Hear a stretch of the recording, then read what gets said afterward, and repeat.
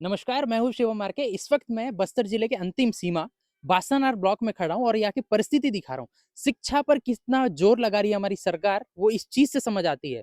क्यों? क्योंकि 3 साल हो चुके हैं, बच्चों की जान के साथ कैसे खिलवाड़ हो रही है, उनकी शिक्षा के साथ कैसे खिलवाड़ हो रही है, इस रिपोर्टिंग के माध्यम से आपको मैं दिखाने वाला हूँ। इस वक्त जहाँ पे मैं खड़ा हूँ ना, ये जर्जर हो चुकी थी ये बिल्डिंग। उसके बाद इसे डिसमेंटल कर दिया गया था, ताकि कुछ जानहानि या फिर कोई बड़ी दुर्घटना ना घटे। देखिए, ये पूरा जो तोड़-फोड़ कर दिया गया है, ये बिल्डिंग को जो बच्चों के लिए एक मतलब विद्या का जो मंदिर था, उसको तोड़ दिया गया था। अब आप बोलोगे, ठीक है, जर्जर हो गई है, इसको तोड़कर कहीं और शिफ्ट कर दिए होंगे या फिर सरकार ने कहीं और व्यवस्था की होगी। व्यवस्था किस तरीके से की है, वो भी आपको मैं दिखाऊँगा। लेकिन उससे पहले आप लोग देखिए पीछे, प्राथमिक शाला कोतवाल पारा बिरगाली संकुल बोरजा, जो कि बासनार ब्लॉक के अंतर्गत आता है। ठीक है, ये व्यवस्था देखिए, बाहर से ये बिल्डिंग है। हालाँकि यहाँ पे बच्चे नहीं बैठे हैं, ना पढ़ाई कर रहे हैं, कोई व्यवस्था नहीं है। लेकिन मैं अंदर चलकर आप लोग को मैं व्यवस्था दिखाने वाला हूँ। बच्चे यहाँ पे नहीं बैठे हैं, उसके बावजूद भी ये बिल्डिंग की मैं हालत दिखाता हूँ। ये देखिए, अभी अंदर आया हूँ, पूरी तरीके से ये बंद है, रोशनी भी नहीं आ रही क्योंकि ये हालत ऐसी है कि पूरा बंद करके रखे हैं। ये शायद मैं खोलूँ भी ना, क्योंकि ये जो है गिर भी सकता है कुछ पॉइंट। अब देखिए, अंधेरा है, उसके बाद मैं आप लोग को जो तस्वीरें हैं वो दिखाता हूँ। ये देखिए पूरी गंदगी किस तरीके से है। ठीक है, कोई अब आ नहीं रहा है, कोई शिक्षा यहाँ पे हो ही नहीं रही है, तो ऐसी हालत है। ऊपर की तरफ आप दिखाइए, ये पूरा जर्जर जो बिल्डिंग है, वहां से कैसा पानी रिस रहा है, जो बूंद बूंद जो टपक रहा है। इस वजह से बच्चों को यहाँ नहीं बैठाया जा रहा है। यहाँ अगर बैठते हैं, पूरे पानी नीचे फ्लोर पर आ चुका है। ये देखिए किस तरीके से जल भराव देखने को मिल रहा है, पूरा पानी सीपेज कहो या सीपेज से ज्यादा पानी यहाँ पे पूरा टपक के जो है व्यवस्था नजर आ रही है। ऐसे में अब देखिए, ये है शिक्षा व्यवस्था बस्तर का। बस्तर में जैसे सरकार प्रशासन दावा करती है कि हम सरकार जो है बच्चों के लिए बेहतर व्यवस्था, बेहतर जो है पढ़ाई शिक्षा पहुंचा रहे हैं, वो इस तरीके से पहुंचा रहे हैं। पढ़ाई तो छोड़ दो, आप पहले व्यवस्था देखिए।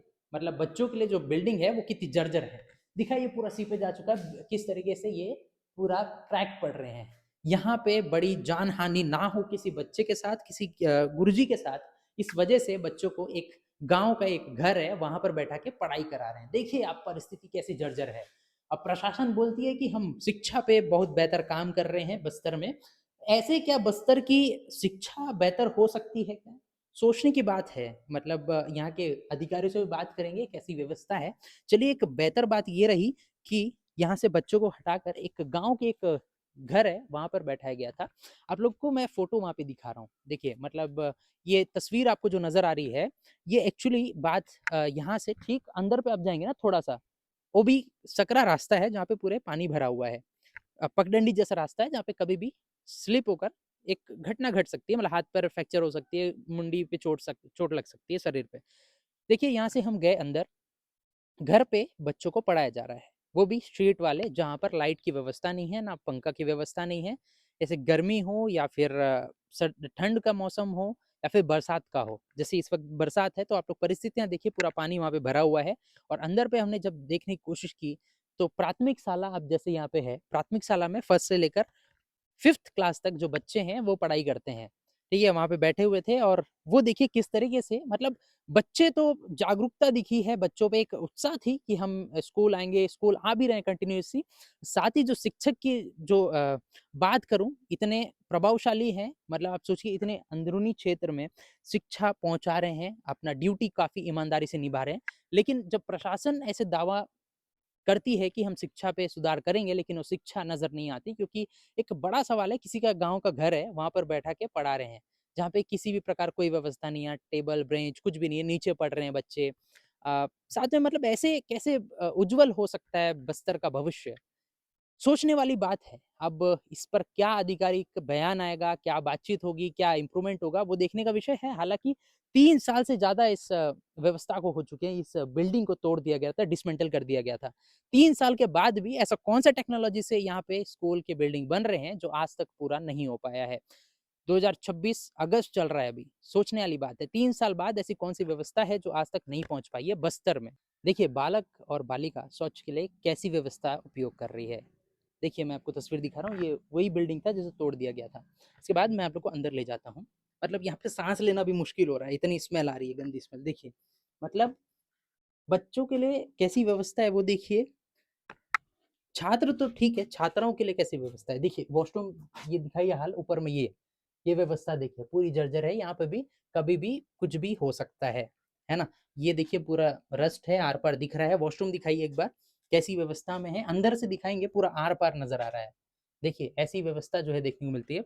अब ये जो उपयोग में है बता रहे हैं, इसके अलावा और एक साइड में उसकी भी हालत मैं आपको दिखाता हूँ जिसे प्रयोग नहीं किया जा सकता, इतने खराब स्थिति में है। वो देखिए ठीक इसके बाजू पे ही लगा हुआ है। और यहाँ की व्यवस्था देखिए, घास फूस मतलब ना देखिए, शेड भी नहीं है यार, कैसे प्रयोग करेंगे इसको, समझ नहीं आता। यहाँ पे भी दिखाइए आखिरी में ये कैसी व्यवस्था है। ऐसे बस्तर के अंदरूनी क्षेत्र का हाल है। देखिए ये व्यवस्था, वो वॉशरूम में भी शेड नहीं है, सिर्फ एक ही है जो ऊपर की तरफ है। अब जो है यहाँ पे जैसे बातचीत किया हूँ, यहाँ पे बच्चों का भी कहना था कि बारी बारी से जाना पड़ता है, छात्र और छात्रा एक साथ में वॉशरूम के लिए नहीं आती क्योंकि व्यवस्था ही नहीं है। एक ही वॉशरूम है, उसके लिए बारी बारी भेजा जाता है। कुछ समय बालिकाएं आती है, कुछ समय के लिए बालक आते हैं। मतलब मिक्सअप करके कभी जो है इमरजेंसी केस भी रहा तो नहीं उपयोग कर सकते हैं। सर जो डिसमेंटल हो गया है स्कूल और बच्चे जो है शेड के नीचे घर पे पढ़ रहे हैं सर, उसमें ऐसा क्यों व्यवस्था है बताइए। ये डिसमेंटल हुए हो गया है, उसकी जानकारी हम शासन को मतलब अपने शिक्षा विभाग के प्रस्ताव भेज दिया गया है। और उसके बाद जब क्या है, अतिरिक्त कक्ष भी जर्जर है, जर्जर होने के कारण हम बच्चे को हम बैठा नहीं सकते। इस व्यवस्था हमारे पास नहीं होने के कारण हम रसोइयों के घर का एक कमरा मांग कर उसमें व्यवस्था करके बच्चों को बिठाकर हम पढ़ाने का काम कर रहे हैं। सर 3 साल हो गया लेकिन प्रशासन का कुछ आपको आश्वासन मिला है? अब इसकी तो जानकारी हमको तो नहीं है कि हमारी तरफ से तो हमसे प्रस्ताव बना के भेज दिए हैं। अब उन्हीं के तरफ से ही वो डिस्मेंटल के लिए आदेश आया था, डिस्मेंटल कर दिया गया है।